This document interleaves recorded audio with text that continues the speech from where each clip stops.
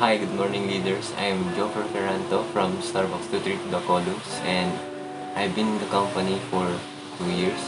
Today, I will be presenting one of our best-selling full bean coffee next to espresso roast, which is House Blend.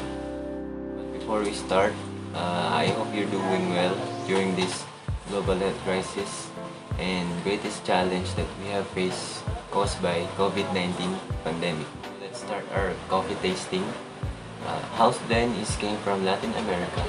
It is medium roast coffee and has wonderfully balanced cup with notes of nut and cocoa and a touch of sweetness from the roast. This coffee's flavor is rich and lively. It's a hospitable blend of the finest Latin American beans that we've been offering to coffee lovers since the very beginning. Our master roasters work on these beans roasted to a glistening dark chestnut color, a perfect blend that has never been changed. House Blend was introduced in our stores in 1971 and it's the top selling coffee in our food service and office coffee channels. So we will be doing the 4 steps of coffee tasting, which is smell, slurp, locate, and describe.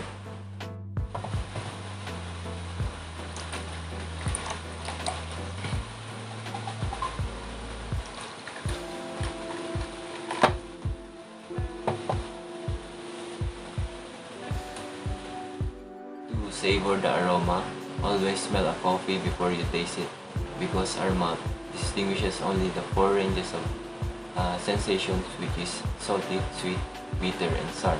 But our nose can detect millions of scents. Start by cupping our hand over the coffee and smelling it.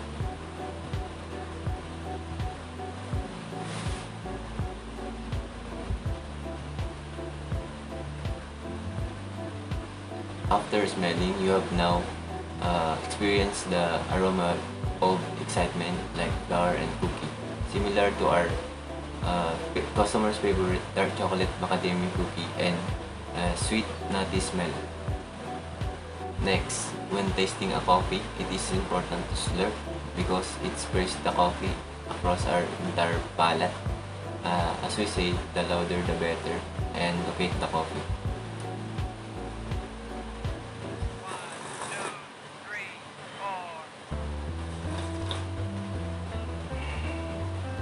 After tasting it, you'll notice that it has a quick, subtle sweetness of cocoa in your palate as you slowly feel its medium body at the side of your tongue.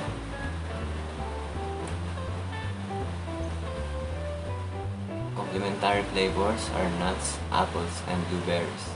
Now, please enjoy this coffee with mixed nuts. Let's slurp, bite, slurp, bite.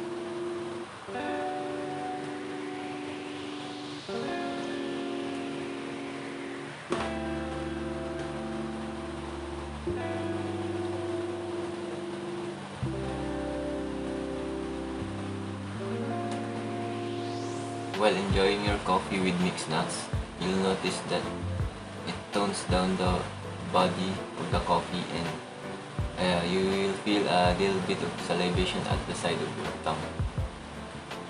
The aroma, body, and flavor are all in balance.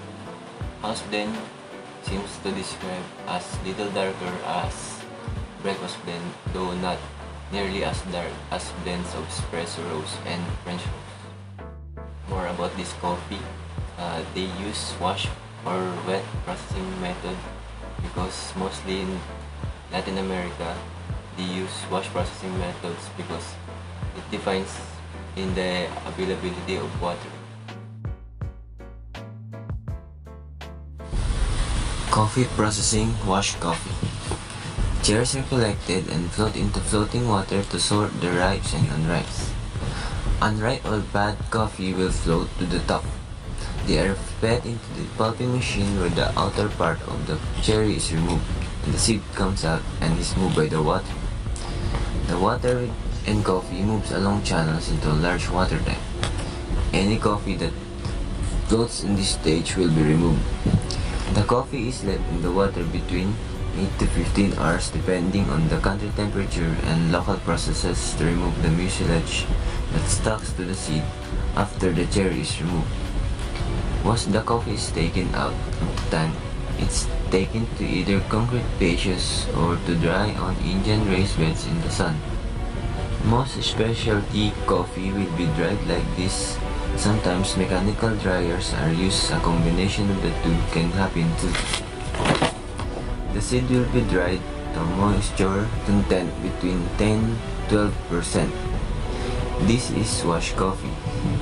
But some countries will go through the process and not leave the coffee immersed in the water, but will use mechanical scrubbers to remove the mucilage. This was first done in places where water was in short supply. Happens a lot in Colombia, Bolivia, and Costa Rica, but is also used in many other places. These machines uses only 1/40th of the amount of water additionally used. The other advantage of this new method is that it reduces the contamination of the other water sources. Wash coffee. And that's it. Thank you and hope you enjoy my simple coffee tasting. God bless and keep safe always.